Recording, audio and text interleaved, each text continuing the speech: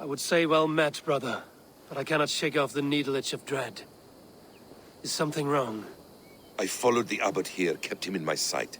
But the monks, his servants, I have seen nothing of them. Dead? I do not think so. But there is no good here in this grave hush. And where is the abbot now? In his quarters. Come, and be on your guard.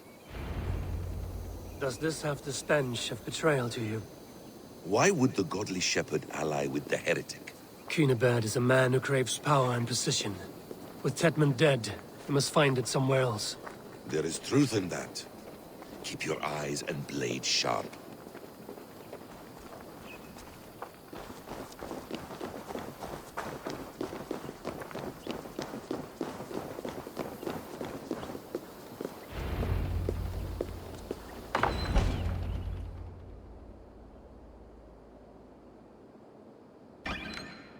Cunibert, your guests have arrived. Come. Supper's ready.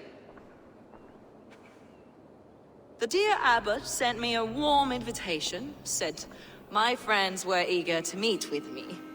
It's early for supper, I know. But Cunibert's ale goes so well with roasted lamb and cinnamon blueberry peas. I couldn't resist. Where is my brother? Is he not here? Mon Dieu. I never told him. Kill her, and we'll never find Sigurd. Sit, Eivor. Eat. And let me tell you the tale of a man who talks with gods. You mock me. I've killed for much less. Of course you have.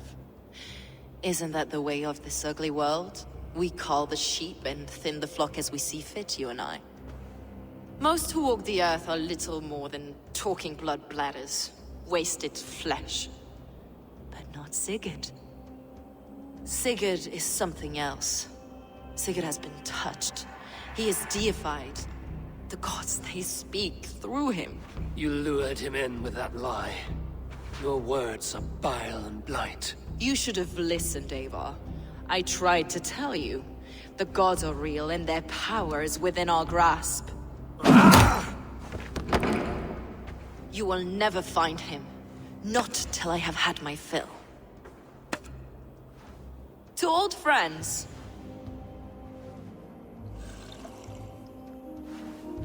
This really is delicious, Cunibert. Is it cloves I taste? Well, that concludes supper. Kill them, and bring their bodies to my sanctum in Canterbury.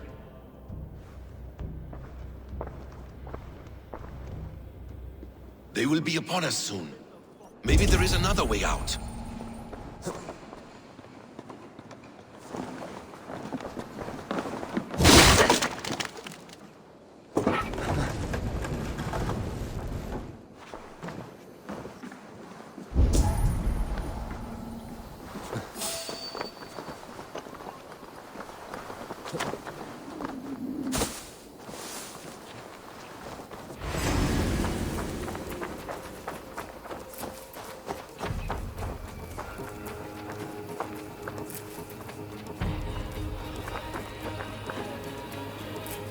Fulke let slip that her sanctum is at Canterbury.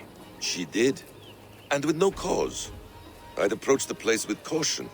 It may be a lie. It may be, but it's the only lead we have. I hope all this innocent sacrifice is worth the trouble. It's Sigurd, my brother. Of course it is. Then come, let us dive into the maw of death. I was never keen on seeing my winter years. This will not be for nothing, Eivor. We will find Sigurd. It's not just him. I want Fulke to suffer.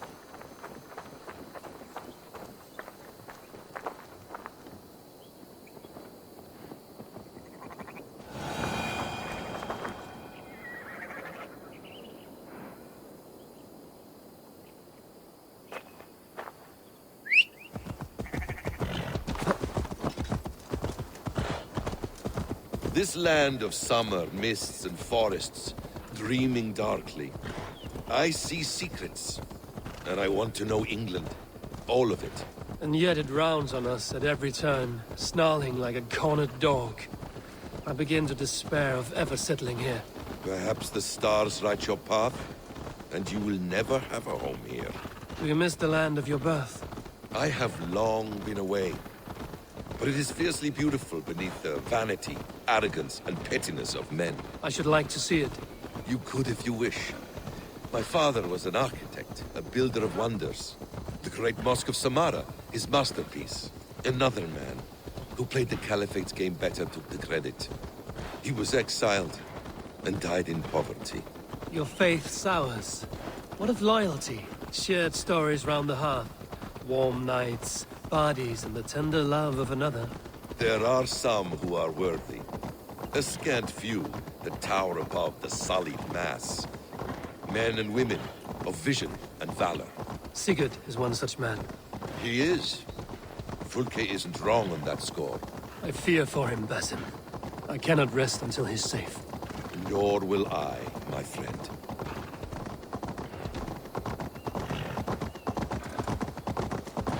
The practice of learning has waned considerably in England since the days of the Romans. What books they still have, they keep locked away in their churches, hidden from the eyes of common folk. Thralls and Geralds cannot read. What would be the point? They could learn. The church could teach them. So much of human history would be open to them. Aristotle, Pythagoras, Euclid, ancient knowledge lost to all but a few hard-headed men of the cloth. You have studied these works yourself? In my youth, I was consumed with a passion for understanding. I spent many hours a day in the House of Wisdom in Baghdad. A seminary? A great library, full of the greatest learning of mankind. For a boy seeking answers, it holds many riches. One day, I was sitting cross-legged, devouring a study by the great astronomer Al-Khwarizmi. With the swiftness belying his years, the papers were plucked from my grasp by the great man himself. His presence stole my voice. He was kind and open-hearted. He showed me such scientific wonders. What did you learn there? Calendars and calculations placing the sun, moon, and 5 planets. Equations that crackled and sparkled with divine intelligence. I asked the great man, is this what it is to know God? You saw your god's hand in the runes. I found wisdom, and I have been searching for more ever since. There is great vastness outside ourselves, Eivor. Most only notice a few grains of sand. But some, like Sigurd, I believe, see the endless... Oh, my brother! Die!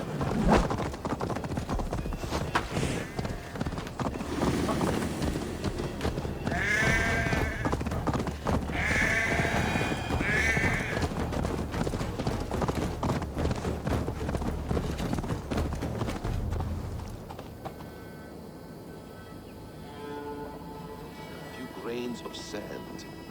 But some, like Sigurd, I believe, see the endless flow of the hourglass. What you see in Sigurd, is this what Fulke sees as well? I believe it is. We will find no friends in Canterbury, so try not to draw attention. This place reeks of the piety of priests. This land of summer, mists and forests, dreaming darkly. I see secrets, and I want to know England.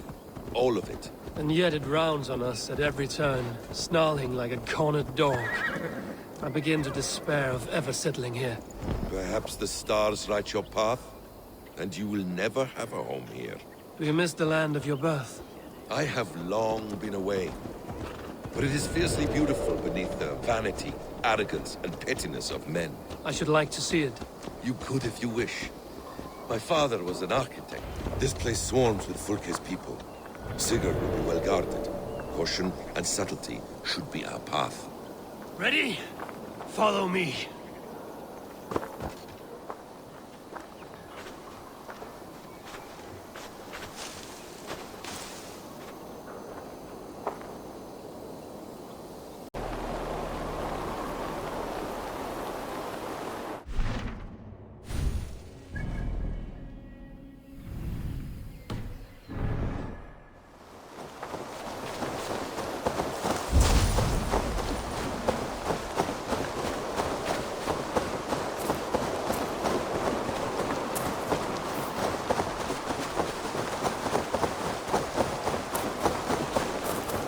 This is a trap. Why would Fulke give us her sanctum? She baits us. Cocksure and arrogant. But she cannot see failure in her path. Her fearful wit would say otherwise. I must be careful now. Whatever we find there, keep your head. You chastise me like a child, Basim. I guard you like a father. Nothing is served with your brutal end. You have much to do in this life. I know it. More riddles, sly tongue. No riddles. I sense a greatness within you both. Your destiny is not to stain the stones of this outhouse with your blood.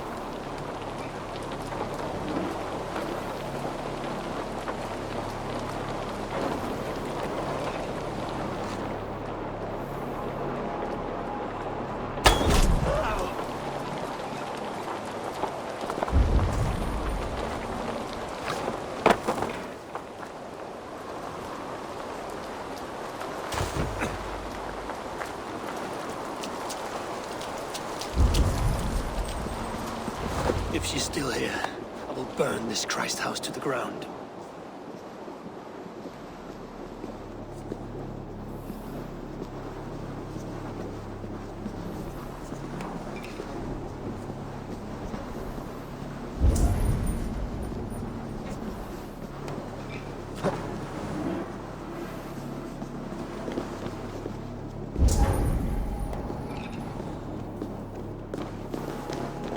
This must be the way to Fulke's sanctum.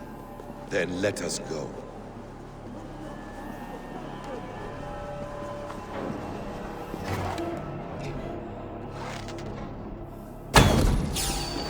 To arms, Basim! So we are to wander in like an ox?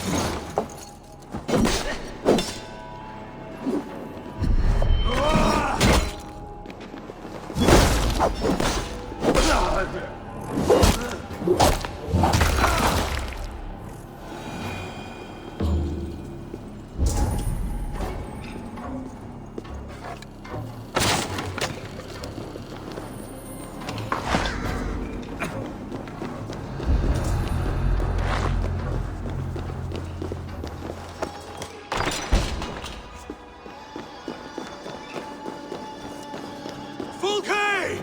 I'm here! Face me! Have a care, Eivor. You will play into our hands.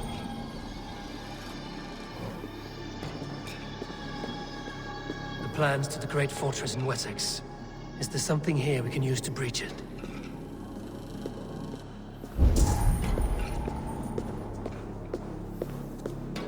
The Gospel of Mary Magdalene.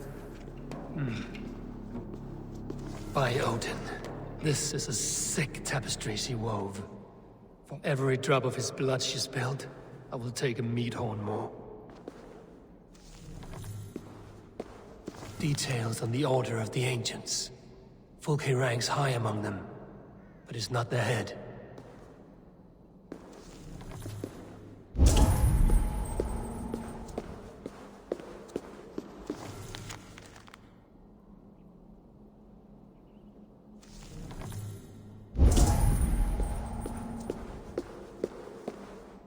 What does it mean, these word tangles that speak of elves and demons?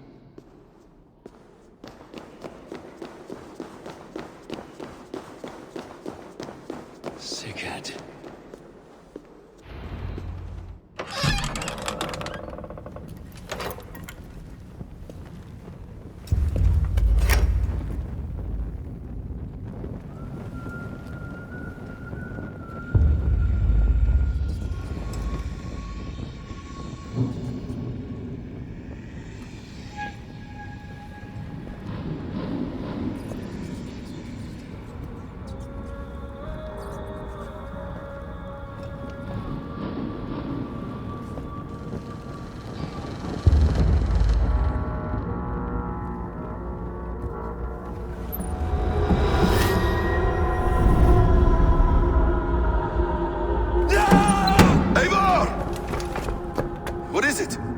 Tell me that you found something. Anything we can use! I may have.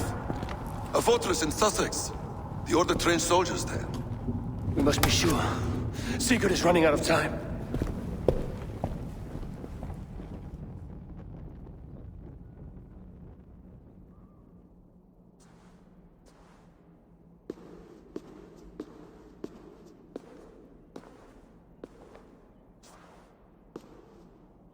Anything else? Documents of interest to the Hidden Ones. Hythen will surely want to look. But for Sigurd, Porchester is our only lead. If he is in Porchester Castle, we'll need a massive army to crack its walls. I have many friends in England now. If I call on them, they will come. They will. Basim. She severed his arm clean off. Can a man survive such a loss? Physically, he can.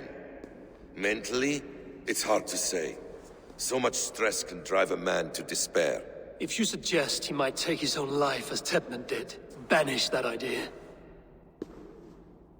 I must tell my people at the settlement that their Jarl remains a captive. They will not take it well. We will not fail again, Eivor. I'll scout ahead and send word to the settlement when I know more of Porchester. Be ready.